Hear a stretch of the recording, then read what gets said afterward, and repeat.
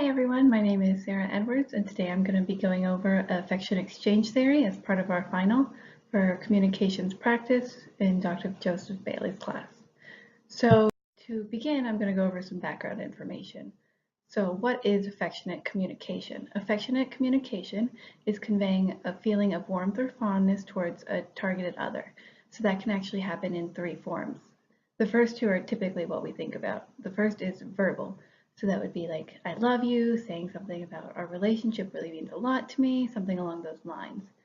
Nonverbal is hug, kiss, something like that. And then supportive action is the third type and usually not associated with being an affectionate communication. For example, it's an act of doing something for someone else, like helping your mom carry her groceries into the house or doing an activity together. In the studies that kind of developed what these are, some college students suggested doing homework together with their friends is seen as a supportive action and showing a way of affectionate communication towards their friends. Now, within the American society, societal norms for affectionate communications are women tend to use affectionate communication more than men. However, both genders use supportive actions more than verbal and nonverbal, and that's very important to understand as we move into what affection exchange theory is and its implications. Okay, so beginning what affection exchange theory actually is. Affection exchange theory is an adaptive behavior that contributes to humans' deep-seated desire for viability and fertility. So Corey Floyd, the founder of this theory, actually uses 5 postulates to support these claims. And I'm going to explain it a little bit better in terms of a hunter-gatherer, if you will. So this theory is based off of the neo-Darwin survival of the fittest type logic. Now, according to Darwin, those that are better hunter-gatherers are more likely to survive because they can find the food, they can sustain themselves. They're also more likely to procreate because they can find a spouse, because they can provide for their spouse to eat and they can provide for children. Now, similarly, for those that communicate affectionately, they can sustain their internal desires, their mental health, emotional health, even physiological health through affectionate communication. Also, those that communicate affectionately are more likely to attract a spouse than those that don't. So that's really the premise of this theory. Now, next we are going to go into some of the research that supports affection exchange theory. And as you'll see, most of these authors are Corey Floyd, as a lot of this work supports this theory, obviously. And in 2001 is when he first issued the affection exchange theory, when it became known and recognized in the research community. So in these studies, he tests affectionate communication through surveys, and he actually made the affectionate communication index, which actually can rank and is a standard measure for affectionate communication. And now in this first study, he tested trait affection, or how affectionately someone communicates with someone else. And he actually found that those that communicate more affectionately are happier. They do have higher self-esteem. Their general well-being or general mental health is better. Their relational satisfactions are higher. This can be social or intimate, and also they are more socially active. Now, moving into the next study, this one's actually kind of interesting. So he had students or participants go through a stress test, like an ethical dilemma. And after the test, he took cotton swabs at 0, 10, and 20 minutes to test cortisol levels. And in the one group that wrote an affectionate letter towards someone else, could be a friend, it could have been a romantic partner, they actually recovered faster. Their cortisol levels recovered faster than the other 2 groups, and one was one that thought about it, and then the other group just actually sat and didn't think about anything for the next 20 minutes. So again, that has significant implications for our survival, actually. And then in this next study, he tested how much affectionate communication someone expresses towards someone else. And he found that it was a two-part study. In the first part, he tested express communication and through blood pressure, and the second one was through glucose. And he found that those that communicate more affectionately do have lower blood pressure and better glucose or lower blood glucose than those that do not. And that has significant implications for, some of our most prevalent problems in America, which is hypertension and diabetes. So again, this next study also finds similar implications, and that is from self-reporting spouses that receive more communication or affectionate communication from their spouse through, again, swab tests. They have been found that their cortisol levels or overall stress on a general level is lower, and their DHEAS levels are higher. And DHEAS is actually significant because it's been found in higher concentrations to prevent or help buffer against cancer and other diseases. So that's actually a very good, it's a pro-hormone to have versus cortisol, which is indicative of stress. And DHEAS and cortisol tend to be inversely related as far as their concentrations in the bloodstream. And now finally, this study actually has pretty interesting implications for relational satisfaction.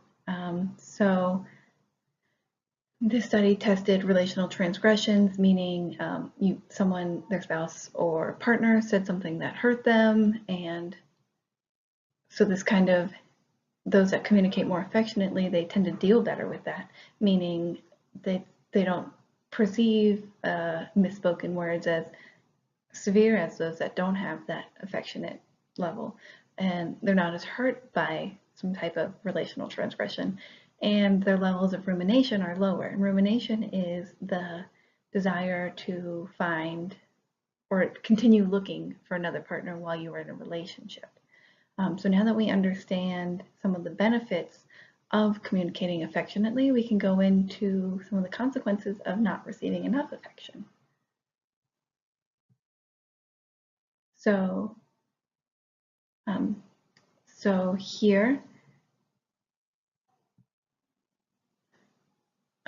here I will actually speak about more of affection deprivation. So just like, let's go back to the hunter-gatherer. So you need a baseline to sustain yourself.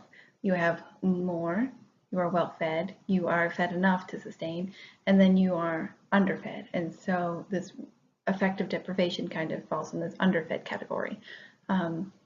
So research actually shows a lot of negative consequences related to affection deprivation. And in these next two studies, you see the term alexithymia, and that is actually a personality trait, and it is categorized as the inability to understand, process, and describe emotions appropriately or at all. So as you can see in this first study, those that are affectionately deprived actually have increased risk or presence of alexithymia, experience more loneliness, experience greater depression, experience greater stress, are diagnosed with more mood and anxiety disorders, are diagnosed with more personality disorders and secondary immune deficiencies, and they actually also suffer from greater fearful and avoidant attachments. And that has very significant implications for overall sociological and mental and even emotional health. And then the next study again has similar implications, and it finds that those that don't receive less affection again experience alexithymia, suffer less closeness, and their closest relationships are less happy, and they also express lower or express less affection than their counterparts that experience affection. And as we saw from before, there are plenty of benefits for expressing affection. So not only do they have these negative side effects for not receiving it or in being deprived, but now they are also subject to not receiving the benefits of expressing affection that we saw on the previous slide. And then this last study is actually very interesting, and it says that in a self-reporting survey, it found that there are significant implications, a strong significant correlation between those that identify as receiving or not receiving enough affection and having affection deprivation and physical pain, chronic physical pain. And there is a correlation, but it's not significant, related to sleep quality. So these are very significant life-impacting issues that are occurring because of affection deprivation. And again, that has significant support for the premise of the theory that viability and survival will be impacted by not receiving enough affection. So I am going to wrap up here with at least my perception of the biblical perspective of affection exchange theory. And in my opinion, it is supported through the Bible. I'm going to start with Proverbs 18:21, and that says that the tongue has power of life and death, and those who love it will eat its fruits. And I believe that this supports affection exchange theory in its premise. Those who are kind to one another and talk nicely and act cordial, or even more than cordial, affectionate towards one another, they have better quality of life than those that don't. They have less stress, they have higher self-esteem, their blood pressure is better, they can manage stress that does get thrown at them better, better social activities, just overall better quality of life. And that is very significant. And going back to the treating each other affectionately, that was what Jesus taught his whole time on the earth, was do unto one another as you would have them do unto you. So in conclusion, I think that this has, again, significant impacts on how we should live our lives now. We should make sure that we try to be affectionate to those that surround us. Maybe someone at work who is causing issues in your office, and maybe just a nice, hey, you look nice today. Minor things like that are shown in the study to have significant implications on their long-term life. So I would just challenge you to really try to communicate more affectionately, at least in the week to come. See how it goes. Thank you so much for listening, and I look forward to reading everyone else's, or watching everyone else's. Thank you.